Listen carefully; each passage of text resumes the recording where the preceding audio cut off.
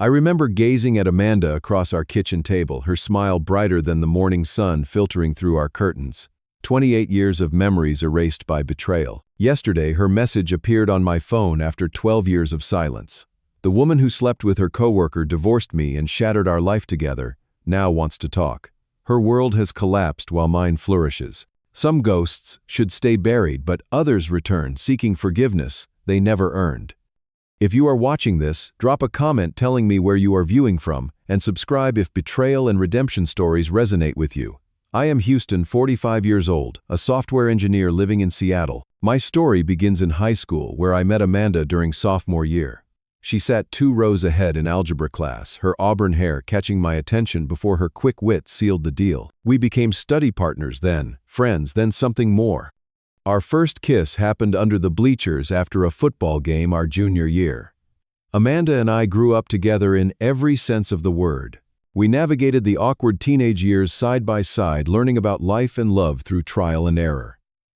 We shared our dreams on her parents' backyard swing set, long after we should have outgrown it. I wanted to build computers. She wanted to conquer the marketing world. Both of us imagined doing it together. College tested us. We chose the same university but different paths. While I buried myself in computer science, Amanda explored business and communications. Money was tight. I worked part-time at the campus IT department. She waitressed weekends. Some nights we were too exhausted to do more than collapse beside each other in my tiny off-campus apartment, but we made it work. At 24, we married in a small ceremony by Lake Washington. Amanda wore wildflowers in her hair, and I stumbled through vows I had stayed up all night perfecting. We bought our first home a year later, a modest 3-bedroom in a developing neighborhood. We painted every room ourselves, christening our creation with takeout pizza on the floor when furniture was still just a plan. Our careers took off simultaneously. I climbed the ladder at a tech startup that eventually got acquired by a bigger fish. Amanda landed at a marketing agency, where her creativity and drive made her a rising star. By our early 30s, financial worries had faded. We took vacations to places we had only dreamed about as teenagers: Mexico, Italy, Japan. We collected refrigerator magnets instead of children, a decision we made together after several serious conversations. Life settled into comfortable rhythms. Sunday brunches with friends, monthly dinners with my brother Damon and his family. Thanksgiving at Amanda's parents' house until they moved to Arizona for retirement. We built traditions and inside jokes. We had our favorite restaurants where servers knew our orders by heart. From the outside, we were the couple others aspired to be. The first cracks appeared around year 25. Amanda took a new position at a larger agency, with more responsibility and longer hours. I supported her ambition. It was part of what I had always loved about her. But something changed beyond the schedule. She became protective of her phone, changing passwords she had previously shared with me. Texts would come late at night, and she'd take calls in another room. I made excuses for her. The new job was stressful. She was adjusting to different workplace dynamics. She needed space. I trusted her completely. Why wouldn't I? After over 2 decades together, looking back, I see how naive I was. How desperately I wanted to believe in us. The truth revealed itself on a rainy Tuesday. Amanda had forgotten her tablet at home, and a message notification popped up while it sat on our coffee table. From Jackson: "Last night was amazing. Cannot wait to taste you again." My heart stopped. With shaking hands, I opened the message thread. Hundreds of exchanges between my wife and her coworker detailed not just a physical affair but an emotional one, spanning months.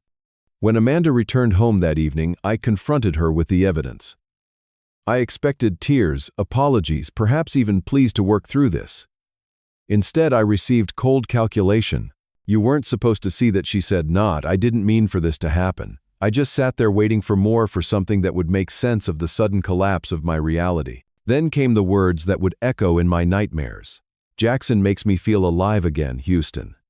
When was the last time you and I really saw each other? We're just going through motions. We've been roommates for years, not lovers." I reminded her of our recent anniversary trip, the projects we planned together, our daily conversations that I treasured. She dismissed them all as hollow. "You don't get it. I need more. I deserve more. Jackson understands the real me." Within a week, Amanda moved out of our home and into Jackson's downtown condo. The divorce proceedings began with a swiftness that suggested long planning. Our mutual friends received carefully crafted narratives from Amanda about my alleged emotional distance, workaholic tendencies, and unwillingness to evolve with her. Many believed her without ever asking for my side. The financial battle proved almost as painful as the emotional one. The life we had built together was dissected by lawyers who reduced 28 years to assets and liabilities. I fought to keep our house not for its value but for the memories it held. I lost that fight along with many others. During those months, I barely recognized myself. I dropped 30 pounds without trying. Sleep became a luxury I couldn't afford as nightmares plagued what little rest I managed. Depression wrapped around me like a familiar coat. I showed up to work on autopilot, my performance slipping for the first time in my career. The final court date arrived 9 months after that rainy Tuesday.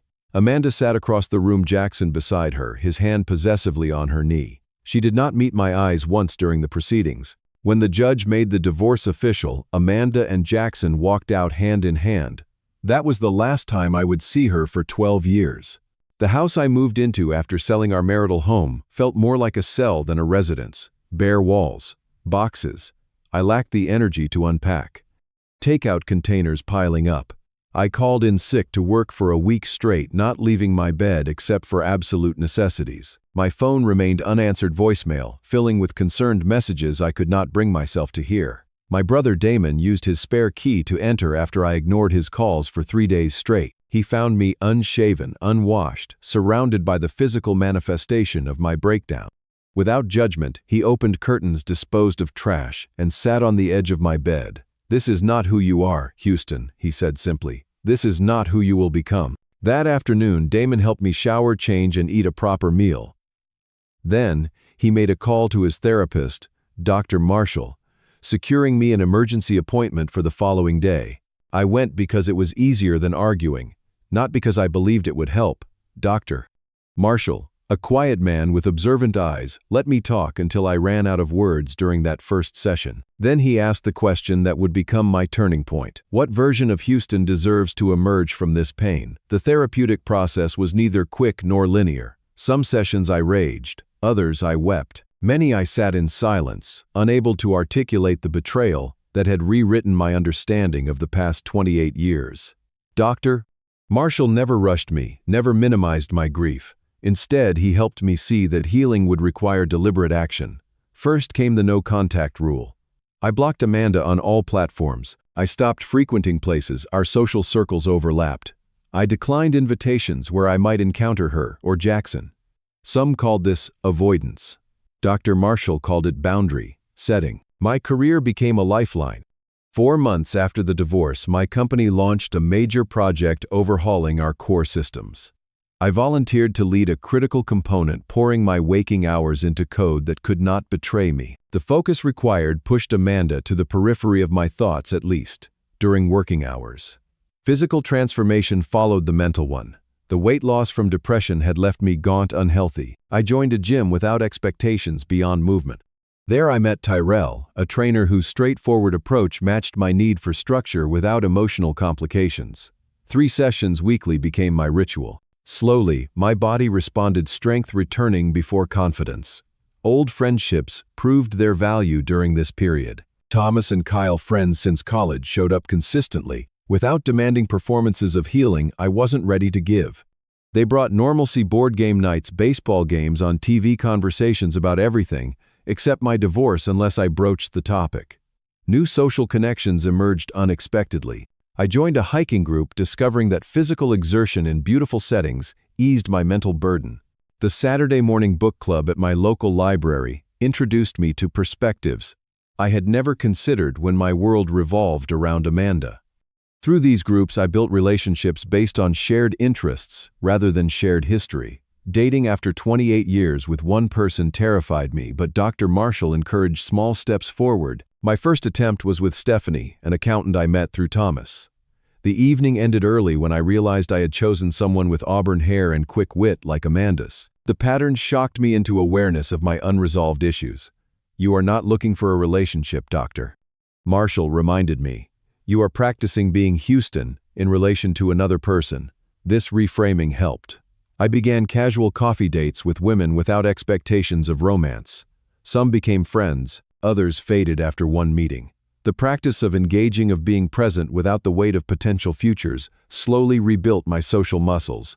Healing arrived in quiet moments I only recognized in retrospect. The first Thanksgiving, I enjoyed the meal, instead of just enduring it. The day I unpacked the final box in my apartment, making the space truly mine. The morning I woke up and realized Amanda had not been my first thought.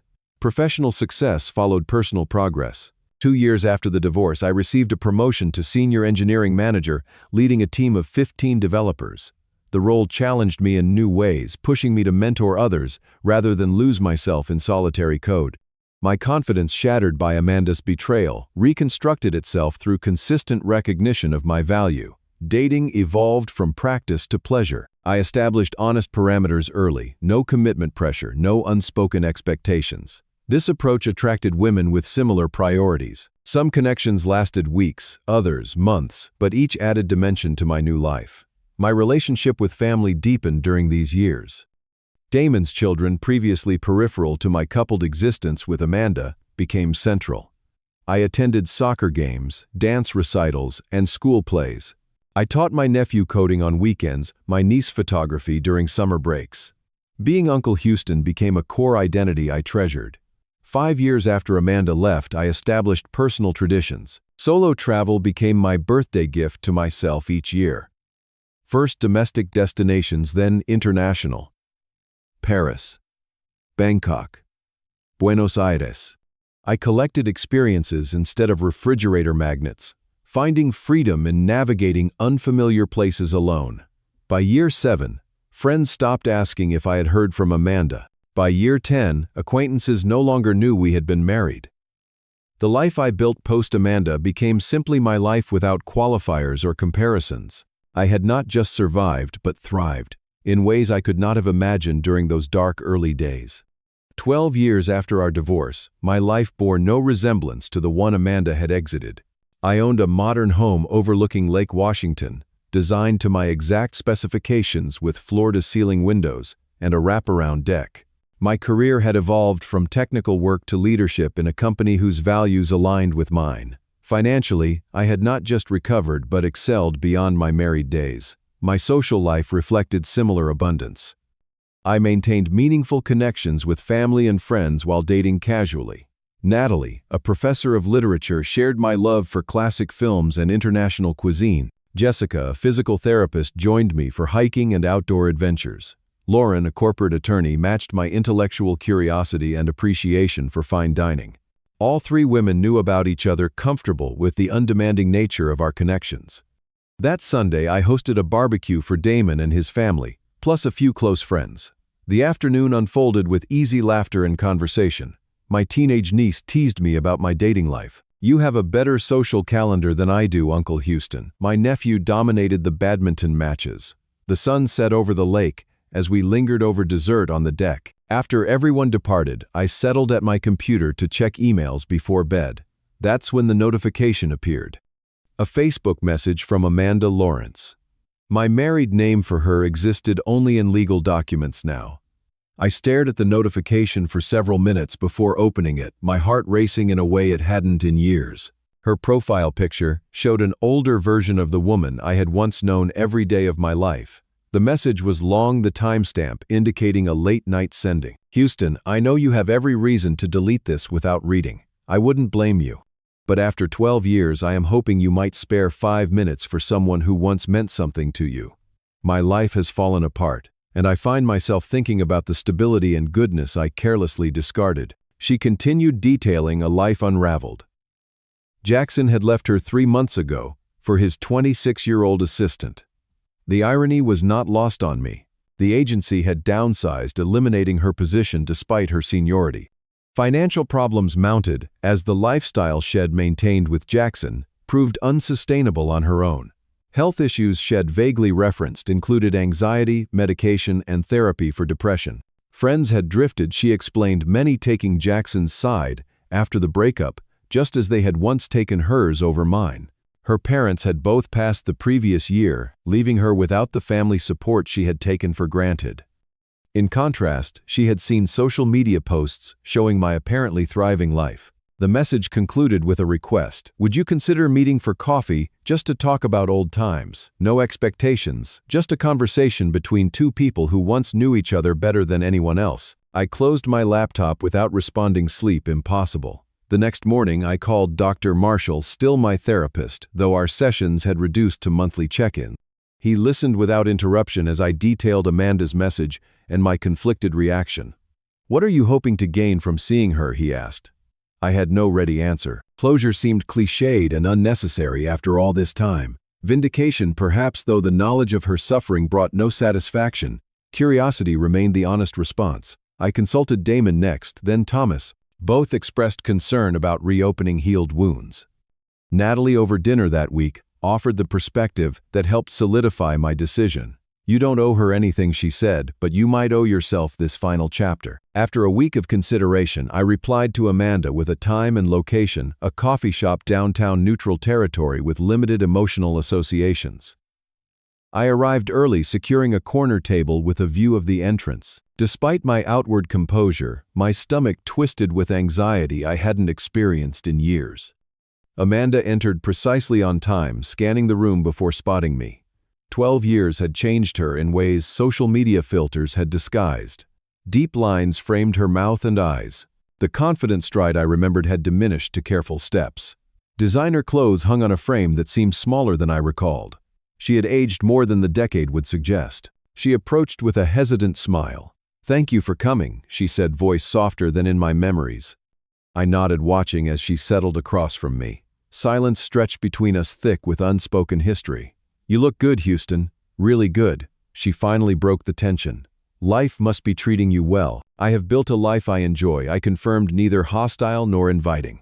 Amanda launched into nervous chatter about the coffee shop, the weather mutual acquaintances shed occasionally heard updates about. I let her ramble, studying the woman who had once been the center of my universe. Eventually, her small talk exhausted itself.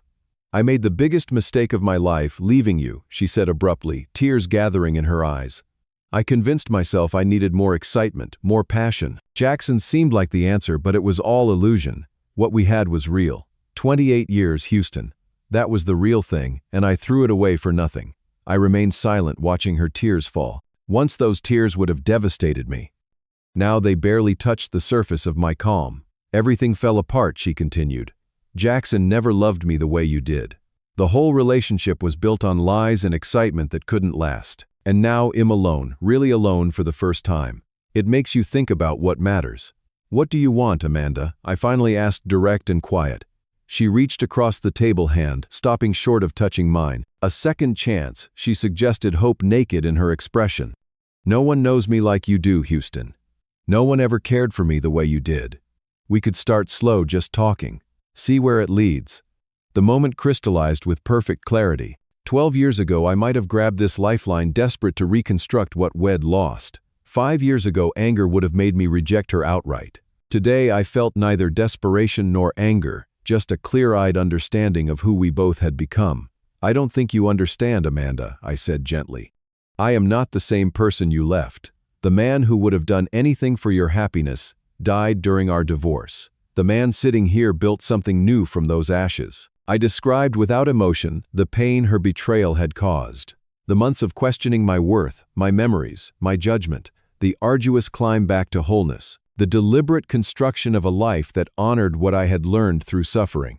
"And now you've returned, not because you regret hurting me, but because your other options have disappeared," I concluded. "That isn't love, or even remorse. It's convenience." Her expression shifted, tears drying as if by command. "That's unfair," she countered, voice hardening into something more familiar. "People make mistakes, Houston. Forgiveness is part of growth. I forgave you years ago," I said truthfully. "Forgiving you freed me from carrying the weight of our ending. But forgiveness doesn't require reunion." Frustration replaced sadness on her features. "So you'll just enjoy your perfect life with your multiple girlfriends while I suffer." The Houston I knew had more compassion than that. This attempt at manipulation confirmed every instinct that had guided me to recovery. I stood, placing money on the table for both our untouched coffees. "Goodbye, Amanda. I wish you healing." As I walked toward the door, she called after me, voice rising with desperation. Y'all regret this, Houston. No one will ever know you like I do. I continued, walking, her voice fading behind me. For the first time in 12 years, I felt truly free of our shared past. After leaving Amanda at the coffee shop, I expected emotional backlash, some delayed reaction to seeing her again after so many years. Instead, I experienced a profound sense of completion, as if the final period had been placed at the end of a long and complicated sentence. During my next session with Dr. Marshall, I described the encounter in detail, including my surprising lack of residual distress. He nodded thoughtfully. "You met her as the person you are now, not the person you were then," he observed. "That makes all the difference." The weekend following our meeting, I took Natalie to a coastal cabin I occasionally rented. Walking along the beach at sunset, I shared the Amanda encounter, something I had never done with any woman I dated. Natalie listened without interruption, then squeezed my hand. "Some people come into our lives to stay," she said. "Others come to teach us who we are capable of becoming." The wisdom of this simple statement resonated deeply. Amanda had indeed taught me what I could survive, what I could rebuild, and ultimately, who I could become without her. At our monthly family dinner, Damon raised his glass after I recounted the coffee shop scene. To my brother he toasted, who walked through fire and emerged stronger than anyone I know. The most unexpected development following Amanda's reappearance was the realization that I no longer harbored any negative emotions toward her. Not hatred, not anger, not even resentment. What remained was something closer to pity, mixed with a distant compassion for someone unable to find peace within herself. One evening, watching the sunset from my deck, I opened my phone to find Amanda's message still in my inbox. After rereading it once more, I deleted it without hesitation. The action carried no emotional charge, simply digital housekeeping for a matter already resolved. The experience clarified certain truths I had been circling for years. Forgiveness was not about excusing actions, but refusing to let those actions define my future. Letting go differed from forgetting. The former required strength, while the latter invited repetition of past mistakes. And perhaps most importantly, pain contained the potential for transformation when we refused to be its prisoner. My approach to relationships transformed permanently through this journey. I valued honesty above comfort, independence alongside connection. The women in my life understood I would never again surrender my identity to a relationship, never again build my existence around another person's presence. This clarity attracted partners who appreciated boundaries and respected personal growth. The authentic connections that populated my current life stood in stark contrast to the merged identity I had shared with Amanda. My friendship with Tyrell centered on mutual respect and shared physical goals.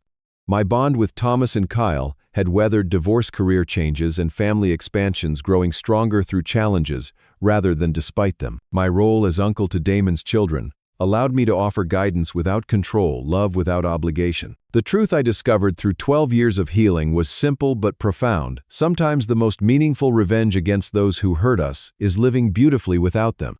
Not to spite them, but because we deserved the life their presence prevented. When Amanda walked away, she believed she was moving towards something better, leaving me with less. She could not have imagined that her departure would ultimately give me more wholeness than her presence ever allowed. The painful ending she initiated became the necessary first step toward a more authentic life than I had previously imagined possible.